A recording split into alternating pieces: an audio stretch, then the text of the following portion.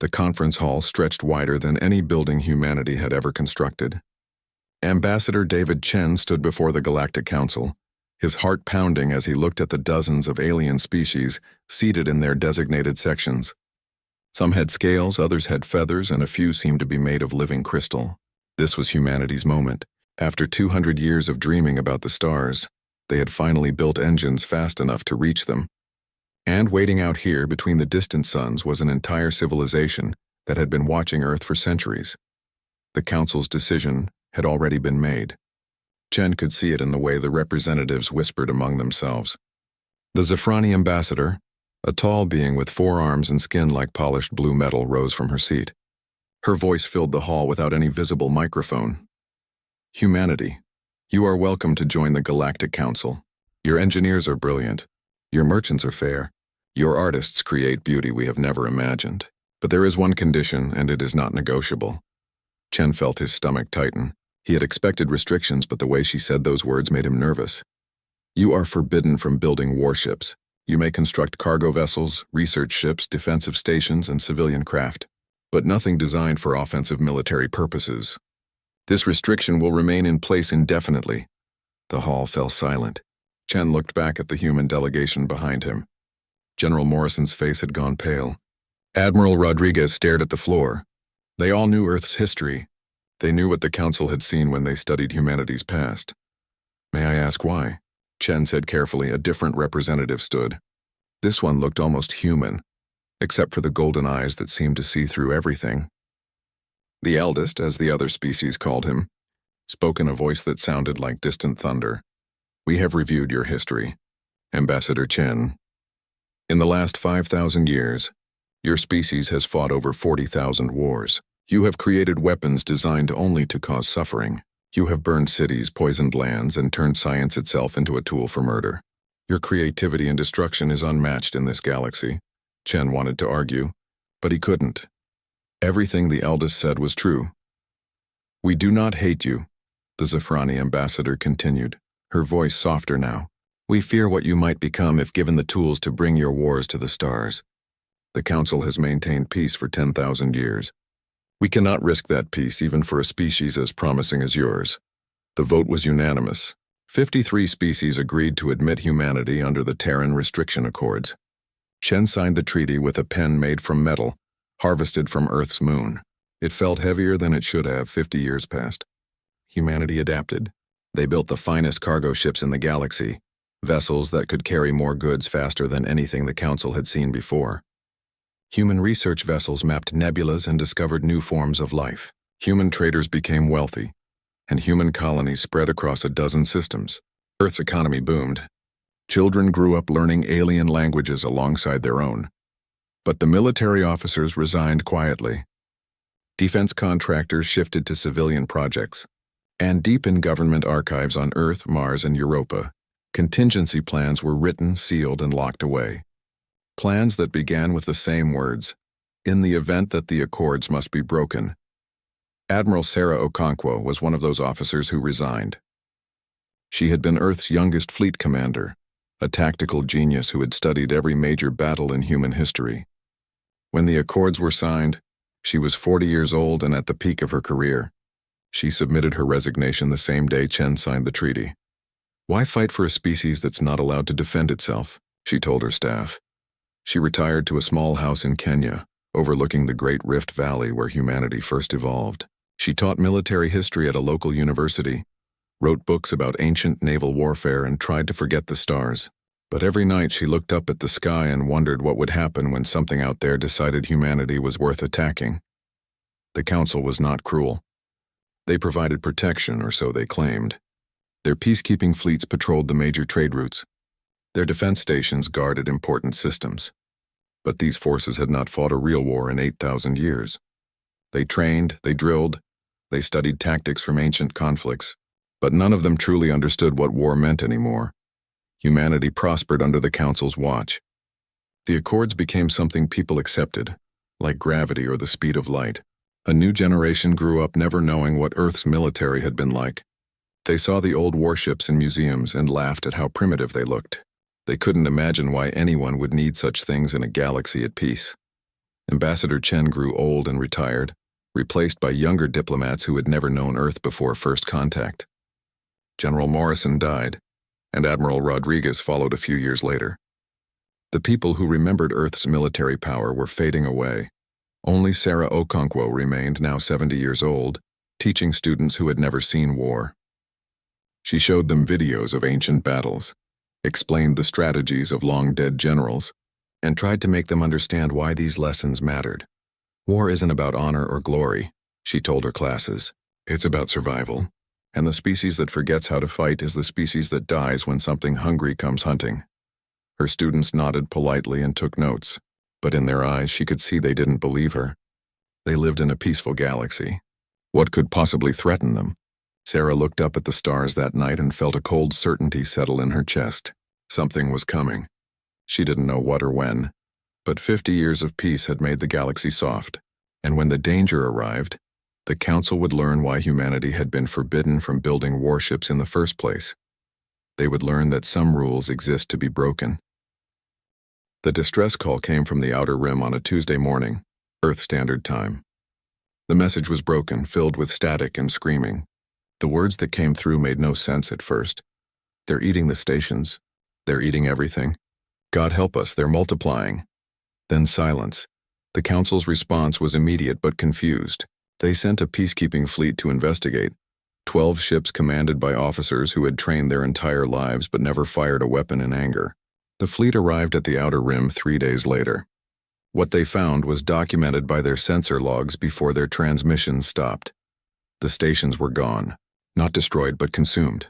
In their place floated thousands of dark shapes, each one roughly the size of a small ship. They moved with purpose, stripping asteroids down to nothing, converting matter into more of themselves. When the Council fleet approached, the shapes turned toward them. The battle lasted 11 minutes. All 12 Council ships were destroyed. Only one managed to send a final message: they adapt. Every weapon we use, they learn. They're not ships. They're alive. The galaxy learned the name later: the Void Swarm. Nobody knew where they came from or what they wanted. They simply consumed everything in their path and grew stronger. Within a month, 3 Council species at the Outer Rim went silent. Entire civilizations, millions of lives, simply vanished. Planets stripped to bare rock. Then the rock itself consumed and converted into more swarm. The Council activated its defense fleets, vessels that hadn't seen combat in 8,000 years. The commanders were well-educated, brilliant strategists who had studied ancient wars and learned every tactical theory. They formed proper battle lines, established communication protocols, and engaged the enemy with textbook precision. They were slaughtered. The swarm didn't follow any rules. They didn't form lines or maintain formations. They swarmed like insects, overwhelming defenses through sheer numbers. When Council ships used energy weapons, the swarm adapted armor that absorbed the blasts. When they switched to kinetic weapons, the swarm grew harder shells. Every engagement taught the enemy something new. The Council lost 40 ships in the first major battle, then 60 in the next, then over 100 when they tried a coordinated assault on a swarm concentration. The enemy was spreading, moving toward the inner systems where the major civilizations lived. Panic spread faster than the swarm itself. On Earth, people watched the news feeds with growing horror. The aliens who had seemed so powerful, so advanced, were losing. The Council that had maintained peace for 10,000 years couldn't stop an enemy that had appeared from nowhere. Human colonies at the edge of Council space began requesting evacuation. Sarah Okonkwo was giving a lecture when her old military communicator buzzed. She hadn't heard that sound in 50 years. She excused herself from the classroom and took the call in private. "Admiral Okonkwo, this is General Park from Earth Defense Command. We need you to come out of retirement." "We need everyone." Sarah looked at her reflection in the window. 70 years old, gray hair, arthritis in her left knee. "What's happening, General?" "We're calling an emergency meeting. Everyone who still remembers what real war looks like. We need to make a decision, and it needs to be made by people who understand what it will cost." The meeting happened in an underground bunker beneath Geneva. 20 people attended, the last remnants of Earth's military leadership from before the Accords. They watched the sensor logs from the Council battles. They analyzed the swarm's tactics, and they all came to the same conclusion. "The Council's going to lose," said Admiral Chen, David Chen's daughter who had followed her father into diplomatic service. "They don't know how to fight. They know tactics, but they don't understand war. Can we help them? Someone asked. Not without breaking the accords, General Park replied. And if we break the accords, the council might see us as a bigger threat than the swarm. The debate lasted 6 hours. Some argued for staying neutral, letting the council handle their own crisis. Others insisted humanity had a duty to help. The turning point came when a new message arrived during the meeting. New Harmony, a human colony world with 2 million people, had been attacked. The swarm had reached human space. The distress calls played over the speakers. Screams, explosions, desperate pleas for help. Then the colonial governor's final transmission. Tell Earth we tried to evacuate. There wasn't enough time. Tell them to fight. Tell them not to let this happen to anyone else.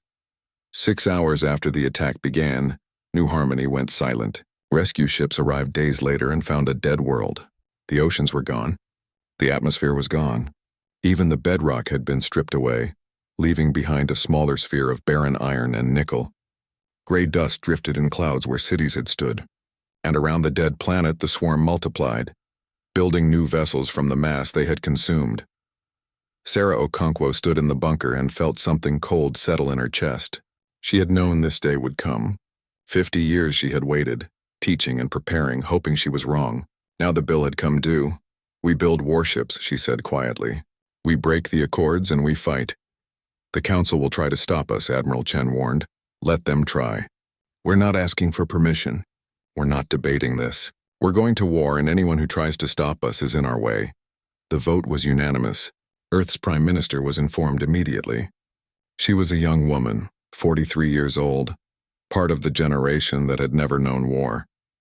She listened to the military leadership explain their decision, and Sarah watched the fear and determination war in her eyes.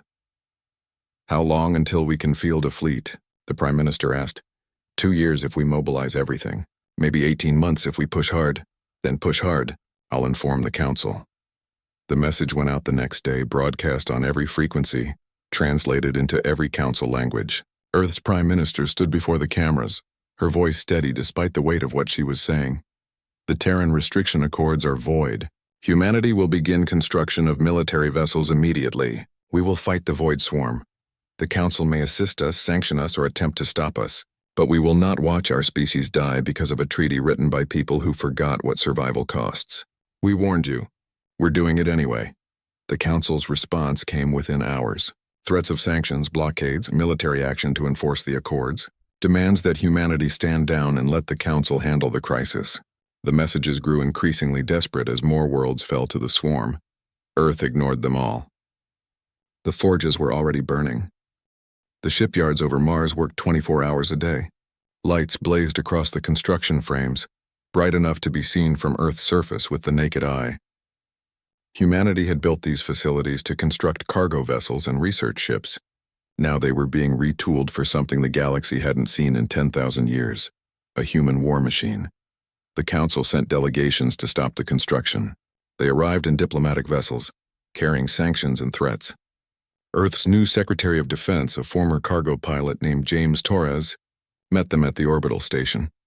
You're violating the accords, the Zafrani ambassador said, her blue metallic skin somehow conveying anger despite its inflexibility.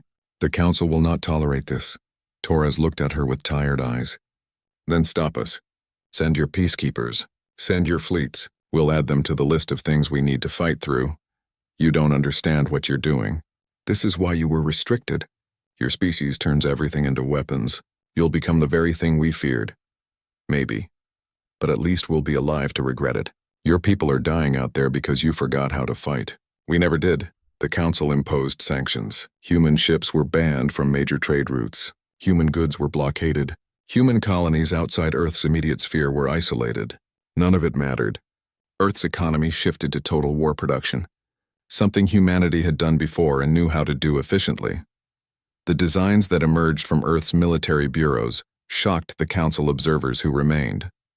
Where council ships were elegant and efficient, human warships were brutal and practical. The first class off the production lines was designated indomitable, and everything about them screamed violence. They had no energy shields.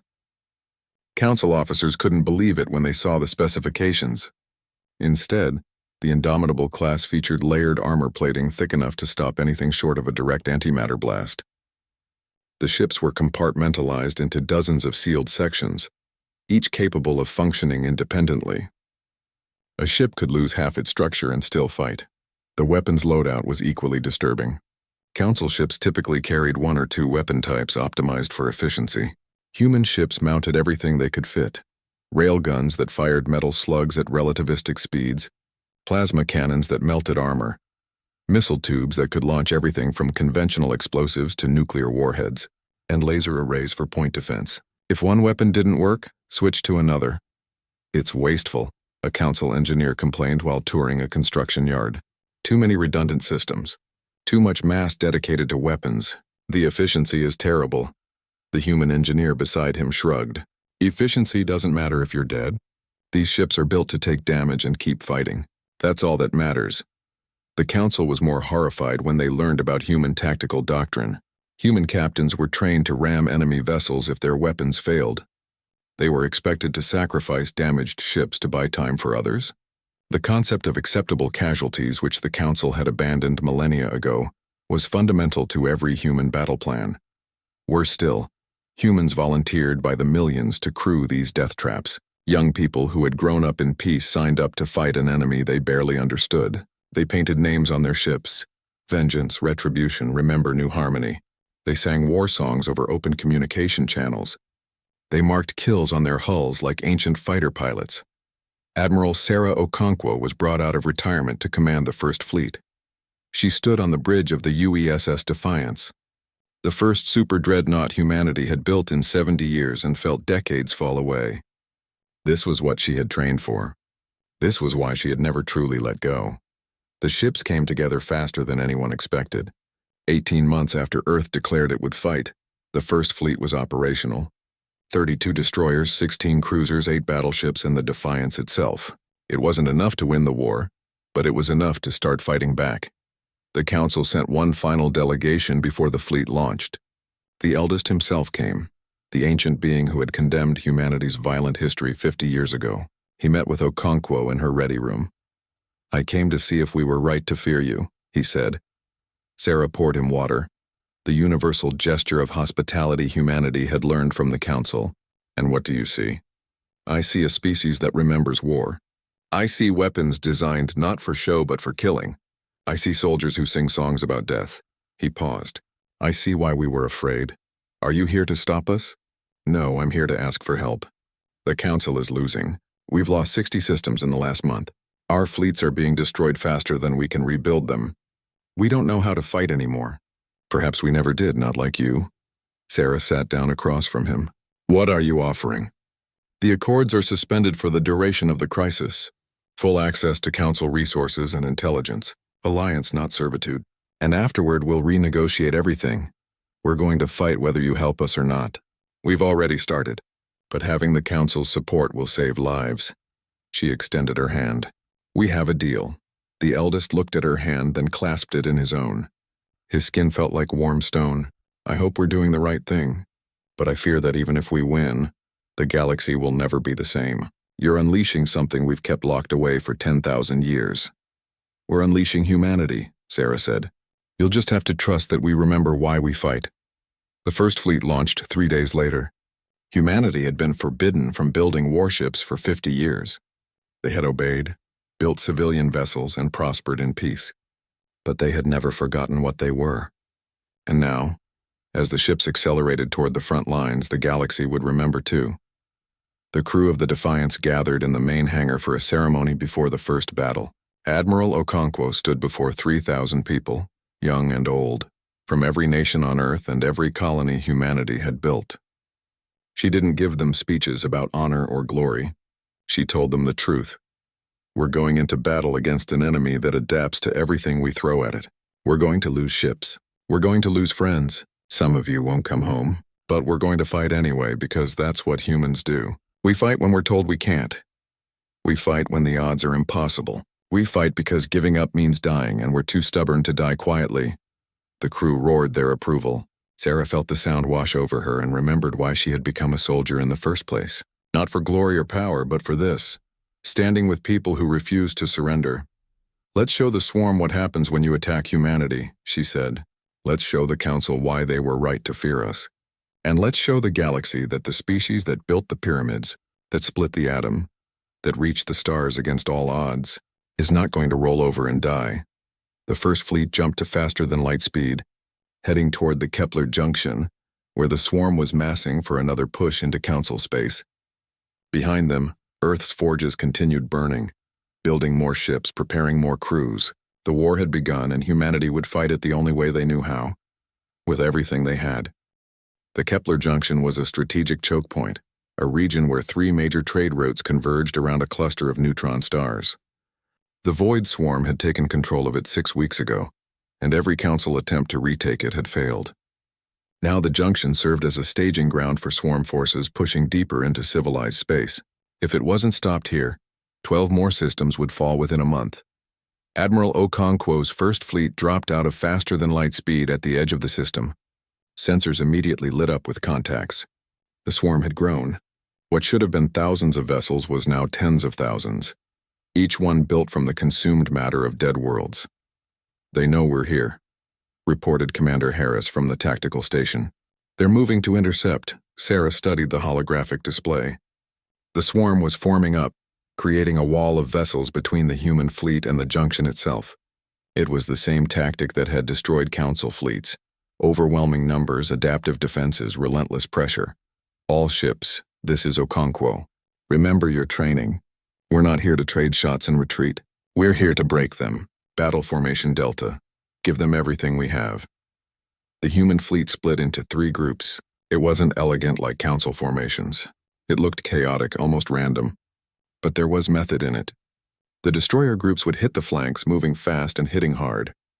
The cruisers and battleships would punch through the center. And the Defiance would lead from the front, drawing fire and attention. The swarm surged forward to meet them. The first contact came at extreme range. Swarm weapons that spat streams of corrosive matter that could eat through council shields in seconds. The human ships didn't have shields. The matter struck armor plating and burned, but the layered defenses held. The ships kept coming. "All weapons, fire at will," Sarah commanded. The human fleet opened up. Railguns hurled slugs of depleted uranium at a significant fraction of light speed. Plasma cannons superheated the space between ships. Missiles streaked out by the thousands, some carrying conventional warheads, others carrying nuclear payloads that had been banned by the Council for 8,000 years. The humans didn't care about banned weapons. They cared about killing the enemy. The swarm's adaptive armor began working immediately. Energy weapons became less effective. Kinetic rounds started bouncing off hardened shells, but the humans had anticipated this. As one weapon type failed, they switched to another. When the swarm adapted to railguns, the ships switched to missiles. When missiles became less effective, they switched back to energy weapons. The swarm couldn't keep up. They had never faced an enemy that carried such diverse weapons. They began to falter, their formations breaking as ships tried to adapt to multiple threats simultaneously. "Destroyer Group Alpha, press the left flank. Make them pay attention to you," Sarah ordered. "Battleships focus fire on the largest concentrations. Don't give them time to adapt." The battle turned into a brutal slugging match. Human ships took massive damage. The destroyer UESS Intrepid lost its forward section to a swarm ramming attack, but kept fighting, its remaining weapons still firing. The cruiser Bangkok was cut in half, but both sections continued to engage enemy targets until their power cores failed. The Council observers watching from long-range sensors were horrified. Human ships were dying, but they were taking the swarm with them. And unlike Council vessels that retreated when damaged, human ships fought until they were destroyed. 3 hours into the battle, Sarah made a decision that would define human warfare for the rest of the war. The destroyer Courage was crippled, its engines destroyed, its weapons nearly depleted. The captain requested permission to evacuate the crew. "Negative, Courage. How many crew do you need to maintain heading and speed?" There was a pause. Then the captain's voice came back, steady despite the chaos. "Give me 10 volunteers in 5 minutes. We'll give you one hell of a distraction." The Courage adjusted course, pointing directly at the largest swarm concentration. The ship's remaining crew evacuated to other vessels while 10 people stayed behind. They pushed the engines to maximum, sent a final transmission singing an old Navy hymn, and rammed the Courage into the swarm formation at relativistic speed. The explosion vaporized 300 swarm vessels and disrupted their entire formation. The human fleet poured through the gap, breaking the swarm's defensive line. 6 hours after the battle began, the swarm retreated. They left behind thousands of destroyed vessels and scattered into the outer system. Humanity had won its first major engagement. The cost was severe. 30 ships destroyed, 12,000 crew members dead, and most surviving vessels damaged. But the swarm had lost an entire fleet, and for the first time since they appeared, they had been forced to retreat. Word spread across the galaxy within hours. The species that wasn't allowed to build warships had just won a battle the Council couldn't. Delegations began arriving at Earth, some seeking alliance, others trying to understand how humanity fought so effectively. A Council tactical observer who had watched the battle requested a meeting with Admiral Okonkwo. He was a Viridian, a species known for their analytical minds and tactical brilliance. He had studied every Council battle against the swarm, looking for patterns and solutions. "I don't understand," he said to Sarah. "You won, but you lost a quarter of your fleet. The Council would consider that a defeat." Sarah was reviewing casualty reports, writing personal messages to the families of the dead. She didn't look up. "Did we complete our objective?" "Yes, you secured the Kepler Junction." Then it was a victory. War isn't about preserving ships. It's about accomplishing the mission, whatever the cost. But your people died. The captain of the Courage died. 10 volunteers died. You could have retreated and preserved your forces. Now Sarah looked up. Her eyes were red from lack of sleep, but they were hard. If we had retreated, the swarm would still control the junction. More systems would fall. More billions would die. Those 12,000 people gave their lives to prevent that. Their sacrifice had meaning. That's what you don't understand. You've had peace so long you forgot that sometimes the price of victory is paid in blood. The Viridian was quiet for a long moment. The Council fears what you're becoming. We see your tactics, your willingness to sacrifice, your brutal efficiency. You're proving why the Accords existed. Maybe. But we're also proving that we're the only ones who can win this war. Your choice is simple. Accept our help and live, or maintain your pride and die. I don't care which you choose. We'll keep fighting either way. Over the next 6 months, humanity won 4 more major battles. Each time the tactics were different, unpredictable, and effective. They used asteroid fields to hide ambushes. They exploited gravity wells to trap swarm formations. They even herded swarm vessels into stellar radiation zones where the human ships could endure the punishment longer than the enemy. The swarm began to show something that shocked Council analysts: hesitation. The enemy that had swept through the galaxy without fear was now cautious around human forces. They avoided direct engagements when possible. They tried to go around human positions rather than through them. Admiral Okonkwo was promoted to Supreme Commander of Allied Forces, leading both human and Council vessels. She began training Council officers in actual combat doctrine, teaching them lessons that humanity had learned over thousands of years of warfare. Some adapted quickly. Others struggled with concepts like acceptable casualties and tactical retreats. The war was far from over. The swarm still held vast territories, but for the first time since they appeared, the tide had turned. The galaxy had hope, and that hope wore human insignia and sang songs about death while flying into battle. The war lasted 3 years. 3 years of brutal combat across hundreds of systems. 3 years of humanity teaching the galaxy how to fight again. 3 years of sacrifice that would be remembered for millennia. Admiral Sarah Okonkwo was 81 years old when the final offensive began. She stood on the bridge of the UESS Defiance, now a battered veteran of 40 major engagements. The ship's hull was scarred with impact craters and burn marks. Parts had been replaced so many times that engineers joked she was more spare parts than original construction. But she still flew, and her crew still believed in her. The target was a corrupted dwarf galaxy at the edge of explored space. Council long-range probes had finally found it, the swarm's origin point, the central nexus from which all the others spawned. Destroying it wouldn't kill every swarm vessel, but it would stop new ones from being created. It would break their coordination. It would give the galaxy time to hunt down the survivors. The assault fleet was the largest ever assembled. 200. Human warships accompanied by 500 Council vessels crewed by officers who had learned human tactics. They had trained together, fought together, and bled together. The old divisions between species had faded in the face of a common enemy. All ships, this is Admiral Okonkwo. We've come a long way together. Humans and Council, fighting side by side. Today we finish this. The swarm took billions of lives, they destroyed hundreds of worlds. They made us remember what war means. Now we're going to teach them what it costs to threaten this galaxy. The fleet jumped into the dwarf galaxy and immediately faced the largest swarm concentration ever encountered. Millions of vessels, all shapes and sizes, all built from consumed matter. They had been waiting. This was their home, and they would defend it with everything they had. The battle began at maximum range. Space lit up with weapons fire, missiles, and explosions.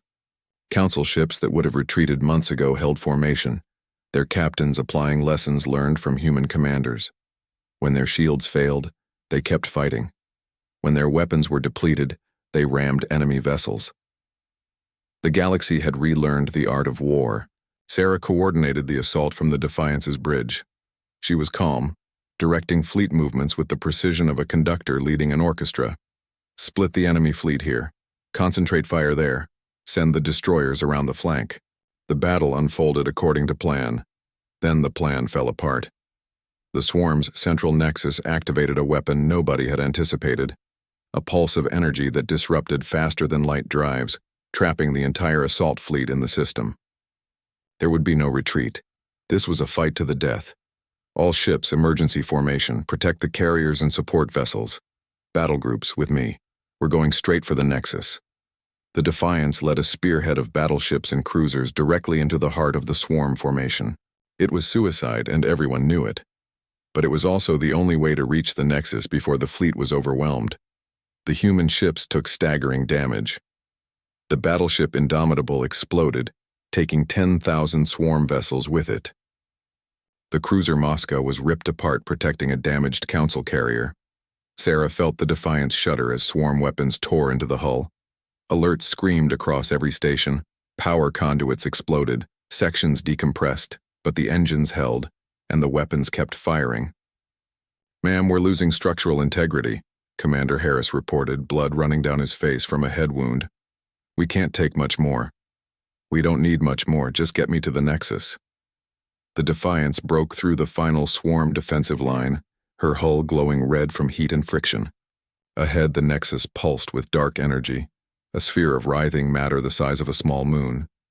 It was beautiful and terrible, the source of everything that had destroyed so much. Sarah opened the fleet channel. "All ships, concentrate fire on the nexus. Everything you have. Don't hold anything back." 700 ships fired simultaneously.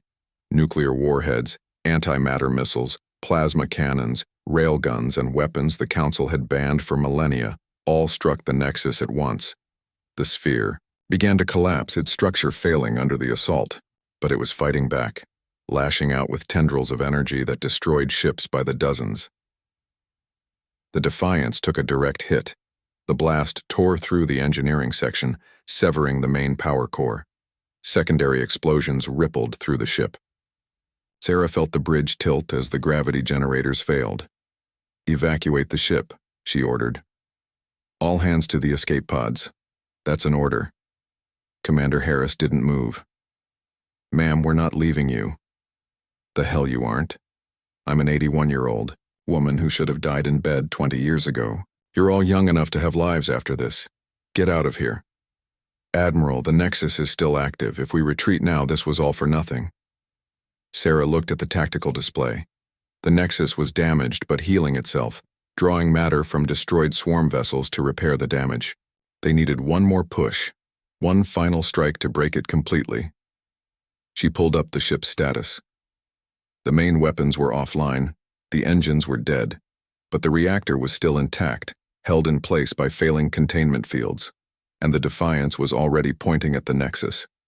"Everyone off my ship, now. That's my final order as your commanding officer." Harris understood. His face went pale. "Ma'am, no. We can find another way." "There is no other way, and we both know it. You have 30 seconds to get to the pods before I override the evacuation systems and do it myself. Move, Commander." The bridge crew reluctantly evacuated. Sarah watched them go, these young people who had followed her into hell and back. When the bridge was empty, she sealed the doors and took control of the ship's reactor. She opened a channel to the fleet. "This is Admiral Okonkwo. All ships pull back to minimum safe distance. The Defiance is going to finish this." Protests flooded the channel. Council captains and human commanders both begging her to wait, to let them find another solution. Sarah smiled and closed the channel. She didn't have time for arguments. She released the reactor containment fields and engaged the emergency thrusters. The Defiance lurched forward, accelerating toward the Nexus. Sarah strapped herself into the captain's chair and thought about her life. She thought about the young officer who had resigned 50 years ago, rather than serve a neutered military. She thought about the students she had taught, trying to keep the memory of war alive. She thought about the moment she had been called back to service and how right it had felt to stand on a warship's bridge again. "I lived a good life," she said to the empty bridge. "Got to die doing what I loved." Not many people can say that. The Defiance struck the Nexus at full speed. The reactor detonated, a miniature star born in the heart of the swarm's home. The explosion consumed the Nexus, vaporized millions of swarm vessels, and sent a shockwave through the entire dwarf galaxy. When the light faded, the Nexus was gone. The swarm vessels throughout the galaxy fell silent, their coordination severed. They became targets instead of threats, isolated vessels that could be hunted down over time. The battle was over. The war was won, and Admiral Sarah Okonkwo died as she had lived, fighting for humanity until her last breath. The casualty reports came in slowly. 200 million people dead across all species, entire fleets destroyed, dozens of worlds left devastated. But the galaxy survived, and it survived because humanity had broken a treaty and done what was necessary. 6 months after the war ended, the Galactic Council convened to discuss the Terran Restriction Accords. The debate was intense. Some species argued the accords should be reinstated. Humanity had proven exactly why they were dangerous.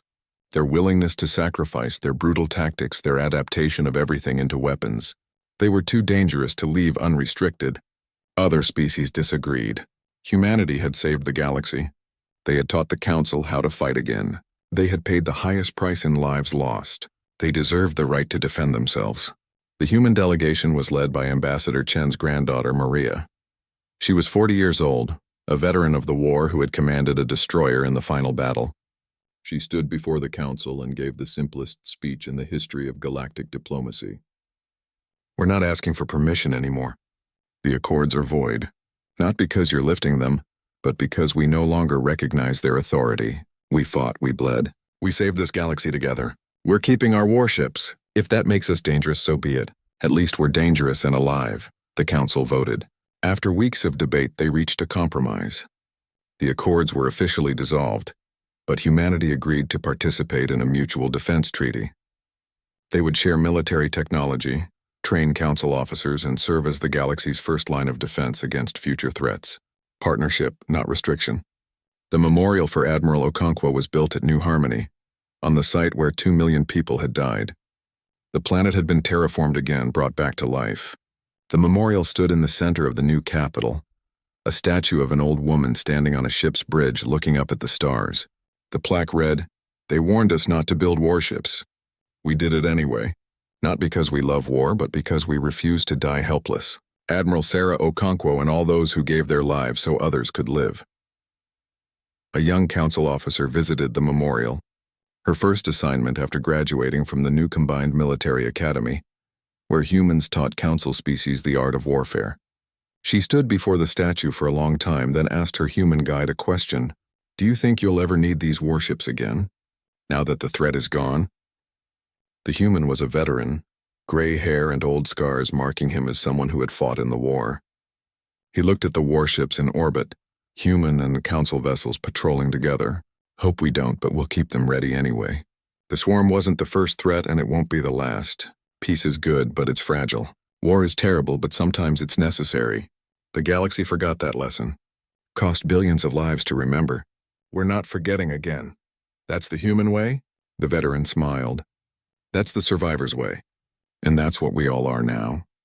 Survivors who remember what it cost." They stood together in silence, human and alien, looking up at the ships that orbited overhead, ships built to kill, maintained in hope they would never be needed again. but ready, always ready, because the galaxy had learned its lesson. Some rules exist to be broken, and some species refuse to die quietly.